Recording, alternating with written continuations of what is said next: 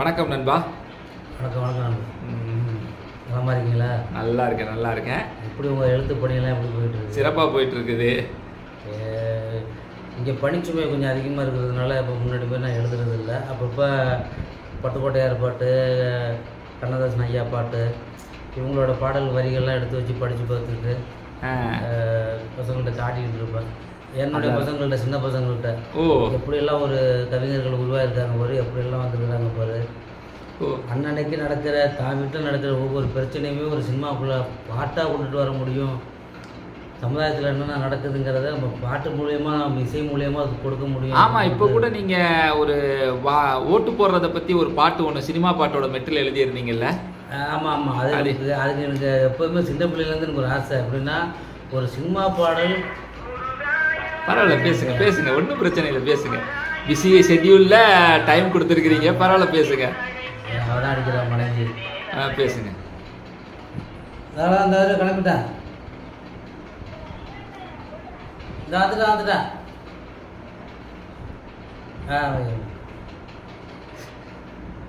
வெளி உலகத்துக்கு கவிஞனா இருந்தாலும் வீட்டுக்கு கணவன் தானே, எல்லாம் பயந்துதான் ஆகும். அவங்களோட அன்றாட வேலைகளை பூர்த்தி செஞ்சுட்டு தானே நம்ம அடுத்த வேலைக்கு பார்க்க முடியும். கண்டிப்பா நிச்சயமா. பேசிட்டு இருக்கும்போது அந்த ஓட்டு போடுறதுக்கு சம்பந்தமா ஒரு மெட்டுக்கு பாட்டு எழுதியிருந்தீங்களா? உங்களுக்கு ஏற்கனவே தெரியும். நான் வந்து ஒரு சினிமா பாடலாசிரியர் எப்படி ஒரு இசைக்குள்ள தன்னுடைய வரிகளை செலுத்தினார், அது எப்படி ஒரு இசையாக வந்ததுன்ட்டு யோசனை பண்ணிட்டு நான் அந்த முகநூலில் கூட அந்த பாடல் போட்டின்னு சொல்லி வைப்பாங்க, மெட்டுக்கு பாட்டு வைப்பாங்க. எனக்கு அப்பையிலேருந்து, எனக்கு சின்ன பிள்ளையிலேருந்து அந்த இது வந்துடும். இந்த இதுக்கு காரணம் என்ன அப்படின்னா, வறுமை நிற சிகப்பு அப்படிங்கிற ஒரு படத்தில் ஸ்ரீதேவி அம்மாவும் கமல் அவர்களும் ஒரு தத்தகாரம் சொல்லுவாங்க. உடனே அது அந்த சந்தத்துக்கு தகுந்த மாதிரி சிப்பி இருக்குது, முத்து இருக்குது, திறந்து பார்க்க நேரம் முன்னாடி ராஜாத்தின்னு வரும். ஓஹோ, அப்போ இப்படி செஞ்சுட்டு தான் அந்த அதுக்குள்ளே நம்ம தமிழ் வார்த்தையை வந்து விளையாடுறாங்களா கவிஞர்கள் அப்படின்னு எனக்கு ஒரு ஆசை. இப்படி இருக்கும்போது வந்து ரோஜாவை தாளாட்டும் தென்றல் அப்படின்னு ஒரு பாட்டு. இப்போ இந்த பாட்டுக்கு வந்து போட்டி வைக்கிறாங்க. அப்போ ராதாவை சீராட்டும் கண்ணன் அப்படின்னு சொல்லிட்டு நீங்கள் மாற்றி போடுறீங்க. ஆமாம், ராதா கண்ணன் அப்படின்னு சொன்னால் ஒரு இதுக்கு வரும். ஆமாம், அப்படி பார்க்கும்போது சரி, ரோஜாவை தாளாட்டும் தென்றல், ராதாவை பாராட்டும் கண்ணன், ஏதோ ஒன்று எழுதிட்டா பரிசு வந்துட்டு. அதில் என்னன்னா வார்த்தைகள் அந்த சந்தத்துக்குள்ளே அடங்கணும். மீட்டரை தாண்டிடக்கூடாது அப்படி ஏதோ சொல்லுவாங்க. எனக்கு எப்படி நான் கணக்கு பண்ணோன்னா, இப்போ ஏற்கனவே அந்த ரோஜாவை தாளாட்டும் தென்றல் அப்படின்னு சொல்லிட்டுனாக்கா அந்த நோட்ஸ் எடுத்துடுவேன். இந்த வார்த்தை எத்தனை வரியில் முடியுது, இந்த வார்த்தை எத்தனை வரி வரைக்கும் வருது, இடையில என்ன கேப்பு கிடைக்குது அப்படின்னு சொல்லிட்டு நம்ம பார்ப்போம்ல. ஆமாம், அப்படி பார்க்கும்போது அப்போ வந்து சரி, இதுக்குள்ள இத்தனை எழுத்துக்கள் தான் வந்திருக்கு. இந்த எழுத்துக்களை வேற ஒரு எழுத்துக்களோட சேர்த்து இணைச்சு பார்த்தோம்னா அந்த எழுத்து அது வந்துச்சுன்னா அந்த சாரீரத்தில் வந்து உட்காந்துடும் அப்படின்னு ஒரு கணக்கு. இப்போ பார்த்தீங்கன்னா உங்கள் பொண்ணான கைகள் புண்ணாகலாமா உதவிக்கு வரலாம் ஒரு பாட்டு இருக்கு. இப்போ இதை வந்து சரி, இந்த ஓட்டு போடும்போது இந்த காசு வாங்குறவங்க மக்கள் அப்படின்னு சொல்லிட்டு உங்கள் பொண்ணான வாக்கை வீணாக்கலாமா காசுக்கு விற்கலாமா அப்படின்னு சொல்லிட்டு நல்ல வரிகள். அப்படி நம்ம வந்து எப்படின்னா ஒரு கட்சி சார்பாக எழுதல, பொதுவாக நம்மளோட அறிஞர் அண்ணா வந்து தங்கத்தை யாராவது தவிட்டிற்கு விற்பார்களான்னு சொல்லியிருக்கிறாருன்னு சொல்கிறாங்க. ஆமாம், அந்த காலத்தில் நம்மளாம் பிறக்கலை. ஏற்கனவே ஒரு பெரியவங்க மாதிரி சொல்லியிருக்கிறாங்க, தங்கம் போன ஒரு விஷயத்த ஒரு சாதாரண காசுக்கு விற்கலாமா அப்படின்னு சொல்லிட்டு அவங்க கேட்குறத நான் அவனை கற்பனை பண்ணி இப்படி ஒரு வார்த்தையை போட்டு நான் எழுதி பார்க்குறது உண்டு. சிறப்பு. இப்போ பாட்டு பாடவா, பாட்டு கேட்கவா அப்படிங்கும்போது காசு வேணுமா, நோட்டு வேணுமா, ஓட்டு வேணுமா, வாழ்க்கை வேணுமா அப்படின்னு சொல்லிட்டு இப்படி எழுதுறது. மாறி மாறி ஆண்டவன் தான் இன்னும் வேண்டுமா, நாரி போன நாடு இன்னும் நார வேண்டுமா அப்படின்னு அதாவது சாட்டை வரிகள் வந்து ரொம்ப வீரியமா இருக்குது ஒவ்வொரு வரிகளுமே. அந்த மாதிரி நம்ம சமுதாயத்துல போய் இந்த விஷயத்த சொல்லணும். நீ போய் பக்கத்து வீட்டு அக்காட்ட போய் அக்கா காசு வாங்காதக்கா ஓட்டுக்கு இதெல்லாம் நல்லது கிடையாதுக்கா அப்படின்னு சொன்னோன்னு வச்சுங்களேன். சரி நான் காசு வாங்கலை, அவன் ஜெயிக்காம எடுத்துட்டு போறான் இருக்க போறான். அவங்க கேட்குற கேள்வி அவங்கள முன்னும் சொல்ல முடியாது. அதான் ஏத்து வீட்டு அக்கா வாங்கியிருக்கு, பக்கத்து வீட்டு அக்கா வாங்கியிருக்கு, நான் வாங்கலான்னு மட்டும் அந்த ஓட்டு போட்ட மட்டும் அவங்க என்ன தோத்துவா போறாங்க.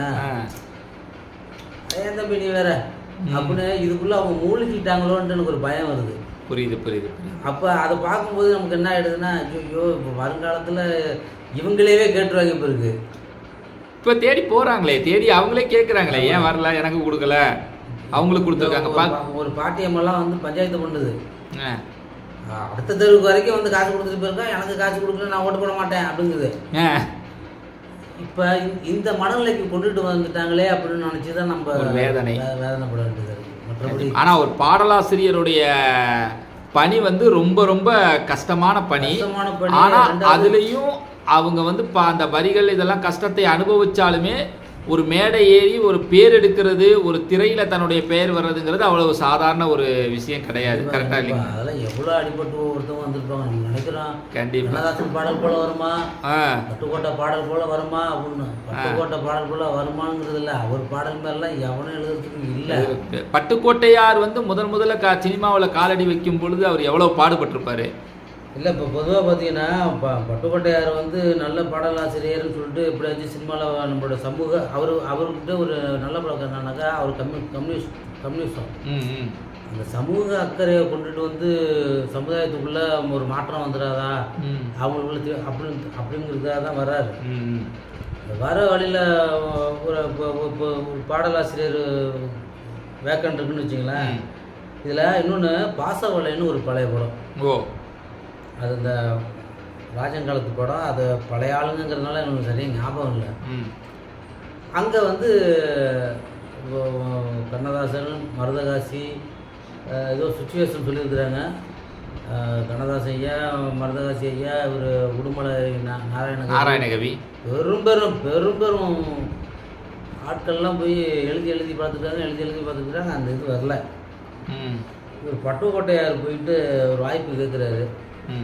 பெரிய ஆளுங்களே வந்து தண்ணி ரெட்டி போயிட்டாங்க, புது ஆளுங்கள்லாம் வாய்ப்பு இல்லையாங்கிற மாதிரி கொஞ்சம் கடினமாக நடந்திருக்காங்க.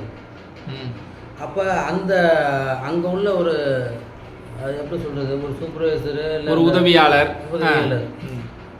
அவர்கிட்ட வந்து அந்த கதை நுணுக்கம் சொல்லியிருக்கிறாங்க. அங்கே பேசும் டிஸ்கஷனில் இருக்கும் பொழுது கேட்டிருக்குது, இதுதான் சுச்சுவேஷன் சொல்லிட்டு. இப்போ வராரு இவர் வந்து நான் நல்லா பாடலாசிரியருங்கிறது இவருக்கும் தெரியும். சரி வாங்க ஒரு படத்துக்கு பாடல் எழுதுறது ஒரு நிறைய பேர் போட்டு எழுதிட்டு இருக்காங்க, யாராலையும் முடியலன்னு சொல்கிறாங்க, நான் உங்களுக்கு டேண்ட் பண்ணி விட்றேன், அதுக்கப்புறம் நீங்கள் திறமையாக நீங்கள் வந்துக்குங்க அப்படிங்கிற மாதிரி ஒன்று ஐயா என்ன சொல்லியிருக்காரு. சரி வந்துருக்குறாரு. இவர் பார்த்தீங்கன்னா சுயமரியாதைக்காரர். ஒரு சின்ன விஷயத்தில் டக்குன்னு ஏதாச்சும் ஒன்று எட்டுனா பாயான்னு சொல்லிட்டு வந்துடுவார். பட்டுக்கோட்டை அது பொதுவாக கவிஞர் எல்லாத்துக்குமே அந்த ஒரு இது இருக்கும். நீ ராஜனாவே இருந்தாலும் சரி உன்னை வாடா போடாம தான் நான் பேசுவேன் அப்படிங்கிறது தான் கவிஞரோட அந்த கர்வம்னு சொல்லுவாங்க. அது நமக்கே உள்ள ஒரு கர்வம்னு. அப்போ வந்து அந்த சொல்லியிருக்கிறாங்க. இது என்னன்னா அந்த சுச்சுவேஷனுக்கு யாராலுமே எழுத முடியலைங்க. இப்போ இவர் வந்து பட்டுக்கோட்டையிலேருந்து ஒருத்தர் வந்திருக்கிறாரு, பாட்டு எழுதுன்னு சொல்கிறாரு. பெரிய ஆள்லாம் வந்து தவிக்க போனால் போய் புது ஆளுங்களுக்கெல்லாம் வாய்ப்பு இல்லைங்கிற மாதிரி தான் சொல்லியிருக்கிறாங்க. இப்போ இவர்கிட்ட கேட்டு சரி அந்த சுச்சுவேஷன் தான் என்ன அப்படின்னு அந்த மாதிரி யாருக்கு யாரையா சொந்தம் அப்படிங்கிற மாதிரி கதையை சொல்லியிருக்கிறாங்க.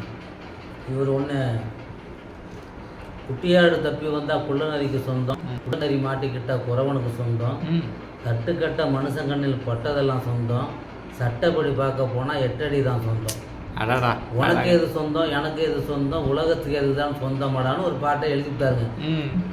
இப்போ இந்த எழுதுனதை கொண்டு போய் கொடுக்கணும். அங்கே அந்த தயாரிப்பாளர்கள் மத்தியில் என்னங்க ஒரு பாட்டை ரெடி பண்ணுறதுக்கு இவ்வளோ நேரமாக ஆச்சா பூச்சான்னு இவங்க இந்த டார்ச்சர் கொடுக்கவும், யாராச்சும் இந்த புது ஆளுங்க வந்தாலே அவங்க டென்ஷன் ஆகுது. யாருக்கு? இசையமைப்பாளருக்கு. யோ நீ வேற சும்மாரியா, இத்தனைக்கு தங்கத்தை கையில் வச்சுட்டு அலையிறான், தங்கத்தை கையில் வச்சுட்டு அலையிறாங்க. ம். சும்மாரியா நீ வேற அப்படிங்கிற மாதிரி தான் போகிறாங்களே தவிர சரி அது கூட ஒரு வாட்டி தான் பார்ப்போம் அப்படின்னு பார்க்கறதுக்கு அப்போ உள்ள நேரங்கள் கிடைக்கல. இப்போ கடைசியாக என்ன பண்ணுவேன், சார் நீங்கள் அவருக்கு வாய்ப்பு கொடுங்க, கொடுக்காம போங்க, நீங்கள் சொன்ன சுச்சுவேஷனுக்கு இந்த பாட்டு சரியாக வரணும்னு பாருங்க, இந்தாங்க அப்படிங்கிற மாதிரி கொடுத்துட்றாங்க. பார்த்தா ஒரு 10 நாளைக்கு முன்னாடியே அந்த பாட்டு அவங்க பாடி முடிச்சிருக்கணும். இவங்க என்ன கேட்டாங்களோ, மற்ற கவிஞர்களால் என்ன எழுத முடியலையோ அதெல்லாம் இதில் இருக்குது.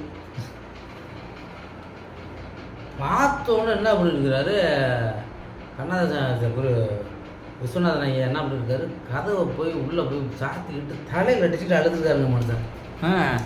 எப்பேற்பட்ட வரிகள், எப்பேற்பட்ட கவிஞனை நான் உதாசீனப்படுத்தி வாசல்லே நிற்க வச்சு அதோடய அனுப்பிச்சி விட்டுருக்கோமே, நான் நல்லா இருப்பேனா அப்படிங்கிற மாரி அவர் மனசுக்குள்ளே வேதனைப்பட்டார் மனுஷன். கூப்பிடு அவரை அப்படின்னு சொல்லி கூப்பிடும் போது அந்த பாட்டு வருது. குட்டியாடு தப்பி வந்தா குள்ள நரிக்கு சொந்தம், குள்ள நரி மாட்டிக்கிட்டா குரவனுக்கு சொந்தம், தட்டுக்கட்ட மனுஷன் கண்ணில் பட்டதெல்லாம் சொந்தம், சட்டப்படி பார்க்க போனா 8 அடி தான் சொந்தம், உனக்கு எது சொந்தம் எனக்கு எது சொந்தம், உலகத்துக்கு எதுதான் சொந்தம் வாடான்னு ஒரு பாட்டு. மனுஷன் அன்னையிலேருந்து வீட்டை விட்டு இங்கே இதுக்கு வந்துட்டாருன்னா ஒரு 1/4 மணி நேரம் வெயிட் பண்ணி வராமா. எங்க புதுசாக யாராச்சும் ஒரு கவிஞர்கள் என்ன ஸ்டுடியோவில், ஆமாம் புதுசாக என்னை பார்க்கறதுக்கு கவிஞர்கள் யாராச்சும் வந்திருக்கிறாங்களா, ஏன்னா அவங்க இந்த மாதிரி நல்ல கவிஞர்கள் நம்ம நழுவற்றக்கூடாது அப்படின்னு ஒரு வாடிக்கையாகவே வச்சுருந்துருக்காருங்க. ஓ, இது ஒரு வாடிக்கையாகவே வச்சுருந்துருக்காரு. அப்போ பார்த்துங்க, அப்போ வந்து ஒரு இசையமைப்பாளருக்கும் ஒரு கவிஞருக்கும் உள்ள அந்த தொடர்பு. ஆனால் பாருங்க அவர் அழுதுருக்காரு பாருங்க, ரூமில் போய் கதவை நீ இல்லைன்னா இன்னொரு கவிங்க, நீ இல்லைன்னா இன்னொரு கவிங்க அப்படின்னு சொல்லாமல் ஐயோ ஐயோ ஐயோ ஐயோ இப்படிப்பட்ட வார்த்தையை தானே நான் தேடிக்கிட்டு இருக்கேன், ஒரு வாரமாக 10 நாளாக தேடிக்கிட்டு இருக்கேன், பெரிய பெரிய ஜாம்பவான்னு சொல்கிறாங்களே, மலங்கிறாங்களே, அவங்கெல்லாம் முடியலையே, எவனோ ஒரு சின்ன பையன் 35 வயசு பையன் வந்து எழுதி, அப்போ வந்து அவருக்கு என்ன வயசுன்னு தெரியல, கம்மியான வயசு தான், 35 வயசில் இறந்துட்டாரு, அவர் முன்னாடியே வராது. அட பாவத்தேன்னு சொல்லிட்டு அந்த மனுஷன் வந்து ரொம்ப வருந்திருக்கிறாப்புல. அவரை வருந்த வச்ச இவரால் தான் இன்னுமே ஒருத்தவங்க வந்து நமக்காக வந்து வாசலில் நின்றக்கூடாது, ஒரு கவிஞர்னா அவனுக்கு உண்டான அங்கீகாரத்தை கொடுக்கணும் அப்படின்னு விமர்சனம் சாவுற கடைசி நாள் வரைக்குமே அப்படி இருந்தாராமா. வீட்டை விட்டு வெளில வரும்போது எனக்காக யாராச்சும் வெயிட் பண்ணிட்டு இருக்காங்க பாருங்கப்பா, ஏன்னா ஐயா நான் ஒரு நல்ல கவிஞ ஐயான்னு சொல்லி வரும்போது அவனை உதாசீனப்படுத்தக்கூடாது அப்படின்னு சொல்லிட்டு ஒன்றுதான் சொல்கிறாங்க. ஆனால் உண்மையிலே இது வந்து நான் பெரிய ஜாம்பவான் அப்படி சொன்னால் கூட அவங்களுக்கும் பாருங்கள், உன்னை விட சின்ன பையன் ஒருத்தன் அழுவ வச்சுட்டு போயிட்டான் அப்படிங்கிற மாதிரி தான் நான் அவரை பார்க்குறேன். கண்டிப்பாக அவரை பற்றி பேசணும்னு நிறைய இருக்கு. கண்டிப்பாக நேரம் பத்தில் நம்ம சமயத்தில் நிச்சயமாக உண்மையிலுமே நிறைய தகவல்களை நீங்கள் சொல்லியிருக்கிறீங்க. உண்மையிலுமே இந்த நிகழ்ச்சி வந்து தொடர்ந்து உங்கள் மூலமாக நிறைய சினிமா தகவல்கள், சினிமாவில் வந்து இந்த சினிமா சம்பந்தமாக பழைய ஆட்கள், பழைய கவிஞர்கள், பழைய இசையமைப்பாளர்கள் அவங்களுடைய லைஃப்பில் நடந்த நல்ல ஒரு உற்சாகமாக நல்ல மகிழ்ச்சியான தருணம், சோகமான தருணம், அந்த சந்திரபாபு ஐயாவெல்லாம் பற்றி பேசணும்னா நாள் கணக்காக பேசலாம், பேசிக்கிட்டே இருக்கு. அதோட தரவுகளோட வச்சு நம்ம மறுபடியும் பேசுவோம். மக்களுக்கு தெரியாத மக்களுக்கு இந்த விஷயத்தை போய் கொண்டு போய் சேர்ப்போம். கண்டிப்பாக. அது மட்டும் இல்லாமல் அந்த பட்டுக்கோட்டையாரை பற்றி அடுத்தடுத்த விஷயம்லாம் இருக்குது.